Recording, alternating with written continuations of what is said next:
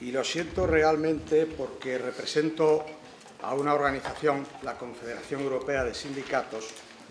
en la que están agrupados la práctica totalidad del sindicalismo europeo, de todos los países, de todas las tendencias,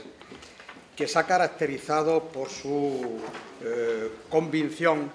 favorable al comercio internacional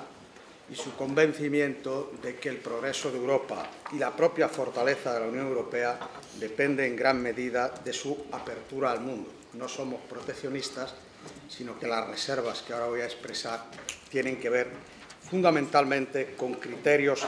de solidaridad con los trabajadores de una región en la que tienen condiciones muy desfavorables. Hicimos desde el principio un seguimiento conjunto, los sindicatos del Consejo Sindical Centroamericano y la CES, para trabajar de forma propositiva. Y quiero decir fundamentalmente que los compañeros centroamericanos mostraron desde el principio una actitud favorable, deseosa de que ese acuerdo de asociación llegara a buen puerto, es decir, considerando que podía ayudar, por una parte, a fortalecer el proceso de integración centroamericano y, por otra, podía ayudarles tanto a superar o a limitar las asimetrías internas como, sobre todo, a ayudarles a mejorar las condiciones de trabajo y las condiciones de ausencia o de limitación de derechos que tenían. Lamentablemente, tenemos que decir que los datos, no solamente sindicales, sino avalados por organismos que no tienen que ver con el sindicalismo, como la propia Comisión Interamericana de Derechos Humanos, nos indican que persiste la gravedad de las violaciones y de la impunidad de los derechos prácticamente en toda la región. Solamente por hablar de un país, de Guatemala, desde 2007 a 2011 han sido asesinados 59 sindicalistas y esa cifra ha aumentado bastante en este año.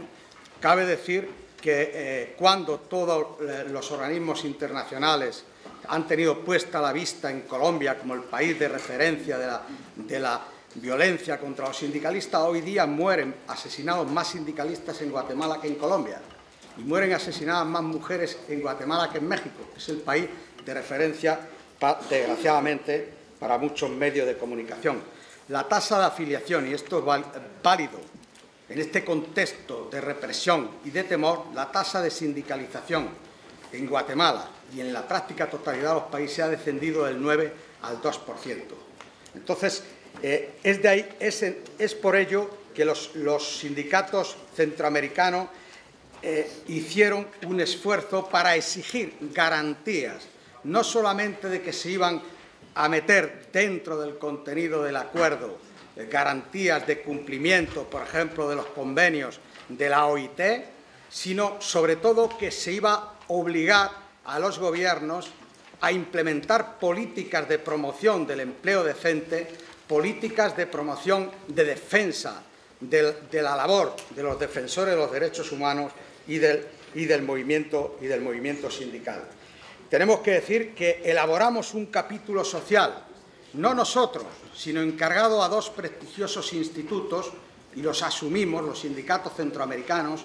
y europeos, y lo pasamos tanto a los gobiernos centroamericanos como a la Unión Europea. Tengo que decir que tanto en un lado como en el otro se hizo poco caso de este documento, que era un documento que yo creo que, con independencia que no fuera posible satisfacerlo en su totalidad, tenía elementos muy positivos que no han sido incluidos en los textos aprobados. Es por ello que, aún valorando que hay elementos positivos en este acuerdo, fundamentalmente en los canales de participación y en las posibilidades que pueda tener para fortalecer el sistema de integración centroamericanos, consideramos que el Parlamento Europeo debería hacer una llamada fuerte de atención para que